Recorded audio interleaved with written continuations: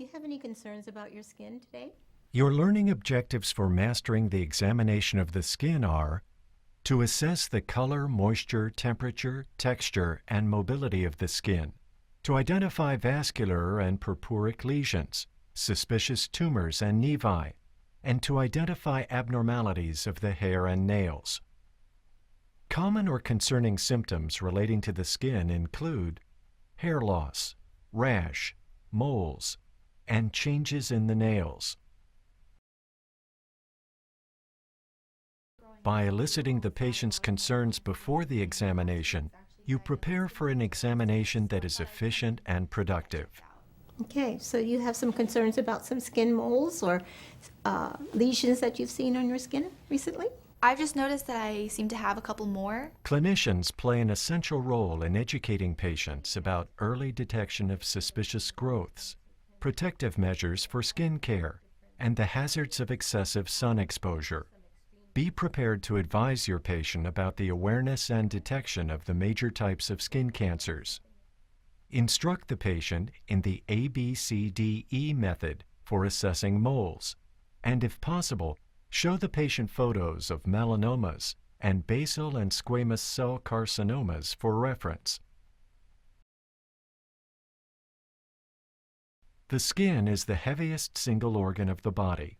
Its major function is to keep the body in homeostasis despite daily assaults from the environment. The skin provides boundaries for body fluids while protecting underlying tissues from microorganisms, harmful substances, and radiation. The skin also modulates body temperature and synthesizes vitamin D. The most superficial layer, the epidermis, is thin and has no blood vessels. It is divided into two layers, an outer horny layer of dead keratinized cells and an inner cellular layer where both melanin and keratin are formed. For its nutrition, the epidermis depends on the underlying dermis, which is well supplied with blood. The dermis contains connective tissue, sebaceous glands, sweat glands, and hair follicles. The dermis merges below with subcutaneous tissue, or adipose, also known as fat. Sebaceous glands produce a fatty substance secreted through the hair follicles. These glands are present on all skin surfaces except the palms and soles. Sweat glands are either eccrine or apocrine. The eccrine glands are widely distributed, open directly onto the skin's surface, and help control body temperature through sweat production. In contrast, the apocrine glands are found chiefly in the axillary and genital regions. They usually open into hair follicles and are stimulated by emotional stress. The color of normal skin depends primarily on four pigments. Melanin, the brownish pigment of the skin, is genetically determined and is increased by sunlight. Carotene, a golden yellow pigment, is found in subcutaneous fat and heavily keratinized areas such as the palms and soles. Hemoglobin, present in the red blood cell, carries most of the oxygen of the blood. Oxyhemoglobin is the bright red pigment that predominates in the arteries and capillaries. Deoxyhemoglobin is the darker and somewhat bluer pigment occurring when oxyhemoglobin loses its oxygen to body tissues while passing through the capillary bed. An increased concentration of deoxyhemoglobin in cutaneous blood vessels gives the skin a bluish cast, known as cyanosis. Skin color is affected not only by pigments, but also by the scattering of light as it is reflected back through the turbid superficial layers of the skin or vessel walls. Appendages of the skin include the hair and nails. Adults have two types of hair: vellus hair, which is short, fine, inconspicuous, and relatively unpigmented, and terminal hair, which is coarser, thicker, more conspicuous, and usually pigmented. Scalp hair and eyebrows are examples of terminal hair. Nails protect the distal ends of the fingers and toes. The firm rectangular and usually curving nail plate gets its pink color from the vascular nail bed to which the plate is firmly attached. Note the whitish moon, or lunula, and the free edge of the nail plate. The proximal nail fold covers roughly 1/4 of the nail plate, called the nail root. The cuticle extends from the proximal nail fold and, functioning as a seal, protects the space between the fold and the plate from external moisture. Lateral nail folds cover the sides of the nail plate. Note that the angle between the proximal nail fold and the nail plate is normally less than 180 degrees. In conditions of chronic hypoxia, however, you may detect clubbing, in which case the nail plate may become more convex, with the angle increasing to greater than 180 degrees. With the patient's health history in mind, and after good hand hygiene, you are ready for the physical examination. For a thorough skin examination, make sure the patient wears a gown that allows close inspection of the anterior and posterior body surfaces, the hair, and feet and hands. Inspect and palpate the skin, noting its color, moisture, temperature, texture, mobility and turgor, and any lesions. Have you noticed any changes in any pigmentation in your skin? A patient may notice changes in skin color before you do. Ask if the patient has noticed any such changes, specifically increased pigmentation, most often increasing brownness, or loss of pigmentation, redness, pallor, cyanosis, or yellowing of the skin. The red color of oxyhemoglobin and the pallor resulting from a lack of it are best assessed where the horny layer of the epidermis is thinnest and causes the least scatter, at the fingernails, lips, and mucous membranes, particularly those of the mouth and palpebral conjunctiva.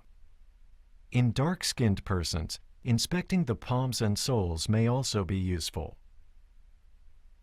Central cyanosis is best identified in the lips, oral mucosa, and tongue. The lips can also turn blue in the cold, and melanin in the lips may stimulate cyanosis in darker-skinned people. Cyanosis of the nails, hands, and feet may be central or peripheral in origin. Anxiety or a cold examining room may cause peripheral cyanosis. Look for the yellow color of jaundice in the sclera. Jaundice suggests liver disease or excessive hemolysis of red blood cells. Jaundice may also appear in the palpebral conjunctiva, lips, hard palate, undersurface of the tongue, tympanic membrane, and skin. To see jaundice more easily in the lips, blanch out the red color by pressure with a glass slide. Here, jaundice is not present. For the yellow color that accompanies high levels of carotene, look at the palms, soles, and face. Assess for moisture, noting characteristics such as dryness, sweating, and oiliness. When assessing for skin temperature, use the backs of your fingers. Carefully note the temperature of any red areas. Characteristics of texture include roughness and smoothness. To assess mobility, lift a fold of skin and note the ease with which it lifts up. To assess turgor, note the speed with which the skin returns into place. Observe any lesions of the skin, noting their important characteristics.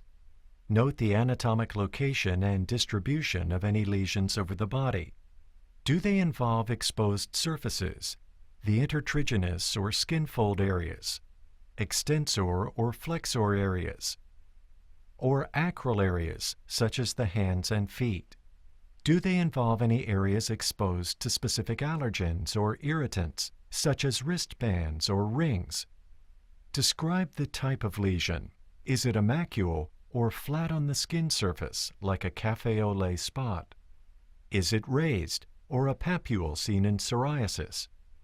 Is it a vesicle that is palpable and fluid-filled, or a nevus or pigmented lesion? If possible, find and inspect representative and recent lesions that have not been traumatized by scratching or otherwise altered. Note their patterns and shapes. Are the lesions linear, clustered, annular, that is, in a ring, arciform, that is, in an arc, or dermatomal, meaning covering a skin band that corresponds to a sensory nerve root. Finally, note the color of the lesions. When examining nevi, apply the ABCDE method for assessing melanomas. Inspect for asymmetry, irregular borders, color variation, especially blue or black mixed with white and red, diameter larger than 6 millimeters, and evolution or change in size, symptoms, or morphology. Also learn to recognize the raised, pearly, sometimes reddish lesions of basal cell carcinomas and the roughened, hyperkeratotic, flaking, reddish lesions of squamous cell carcinomas. These carcinomas are often in sun-exposed areas. Reference a well-illustrated textbook of dermatology or online source so that you can broaden your knowledge of skin disorders and related systemic diseases. Accurate description of lesions and their location and distribution, combined with the history and overall physical examination, will gradually build your clinical acumen. Look at the back of your leg, see if you can see some of the areas that you're concerned about. Teach the patient the best techniques for self-examination of the skin, as recommended by the American Academy of Dermatology. Inspect and palpate the hair. Note its quantity, distribution, and texture. Inspect and palpate the patient's fingernails and toenails, noting their color and shape. Look for any lesions, clubbing, or cyanosis. Longitudinal bands of pigment may be seen in the nails of healthy people who have darker skin. Remember that a clear, well-organized clinical record, employing language that is neutral, professional, and succinct, is one of the most important adjuncts to patient care. 25-year-old, otherwise healthy female with concerns about increasing number of moles occurring over the past 3 months. Exam shows the color is good, skin warm and moist, nails without clubbing or cyanosis. After practice and further review of this video, make sure you have mastered the important learning objectives for examining the patient's skin, hair, and nails.